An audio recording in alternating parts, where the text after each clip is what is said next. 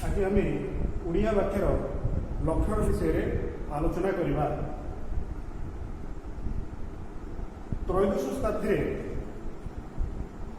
संस्कृत आलंकारिक विश्वनाथ कविराज तांकर साहित्य दर्पण जो ग्रंथ साहित्य दर्पण ग्रंथ वाक्यर तीनोटी लक्षण विषय उल्लेख करते। तीनोटी लक्षण होउछि वाक्यर योग्यता, आकांक्षा और आसक्ति।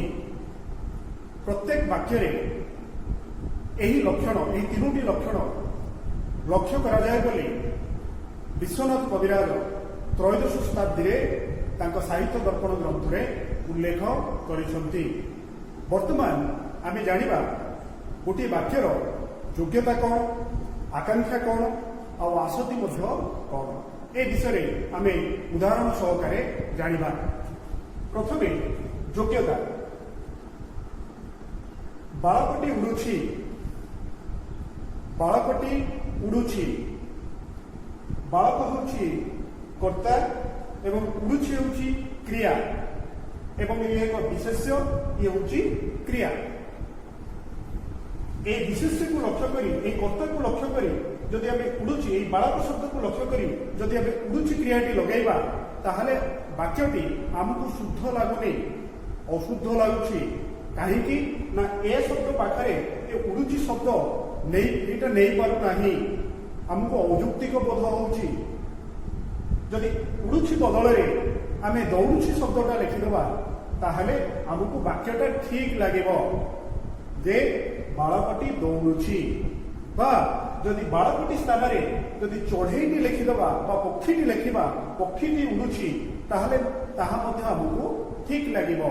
तेणु गोटे शब्द से आउ गोटे शब्द को अपेक्षा करे कौन ये शब्दटी बा पदटी अच्छी एवं एपट पद कौन होगा उचित बा ये क्रियाटी कौन होगा उचित, ए पद अनुजाई ये स्थिर होची। अपर पक्षरे कहले किए को नहीं मध्य एपटे कर्ता मध्य स्थिर होउछि।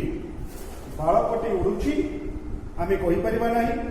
जदि कहिबा ताहले आमे कहिबा जे वाक्यरे योग्यता नाही बा वाक्यर योग्यता नाही। जदि बाळकटी दौड़ुछि कहिदबा ताहले आमे जानिबा जे वाक्यर योग्यता अछि। बा जदि पक्षीटी उडुछि कहिबा ताहले मध्य कहिबा वाक्यर योग्यता अछि। तेणु केउ शब्दटी बा केउ पदटी केउ पद को अपेक्षा करे बा केउ कर्ताटी केमितिया क्रिया को अपेक्षा करे, जदि सेही भलिया क्रियाटी न आसिला ताहले आमे कहिबा जे वाक्यर योग्यता रहिला नाही। द्वितीय कथा होछि कोन ना आकांक्षा। मनकर मु कहिबी जे पिला माने स्कूल को सेठी सरिबो आगु जदि मु न कहिले ताहले मनरे गोटे आकांक्षा आसे जे कोन हैला तापरे जदि सेति करे मु कहिदेबी ये गोटे वाक्य ताहले एक वाक्य नुह, कारण एठी पूर्णांग। तेणु पिला माने स्कूल जदि ए कथाटा आमे कहिले तापर आउ किछि रहि जाउछ बोली हमर चिंताधारा आसुछि। तेणु यह एक पूर्णांग वाक्य नुहे। तेणु वाक्य रे किछि गोटे आकांक्षा एठी रहि जाउछि जे पिला माने स्कूल को गले आसिले ना गले नाही, ए कथा मध्ये एठी जणा पडु नाही। तेणु ए आकांक्षाटा एठी रहिबा निहाती जरूरी। पिला माने स्कूल को जदि गले आमे कहिबा ताहले एठी वाक्यटा हेबो एवं वाक्य रे आकांक्षा रहिला बोली आमे कहि परिबा।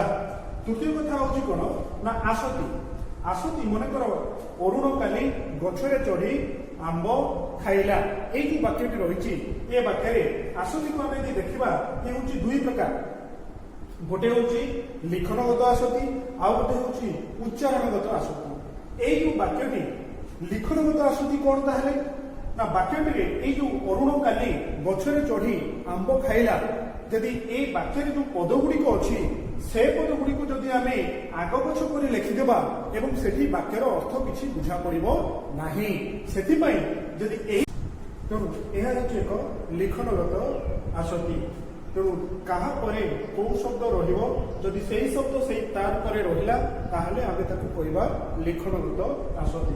सेमती उच्चारणगत आसक्ति मध्य जदि एही वाक्यटी को आमे अरुण 10 मिनिट परे काली पुणी 10 मिनिट पर गछरे एमती उच्चारण करवा ताहले एठी कहबा जे उच्चारणगत आसक्ति एठी रहिबा नाही।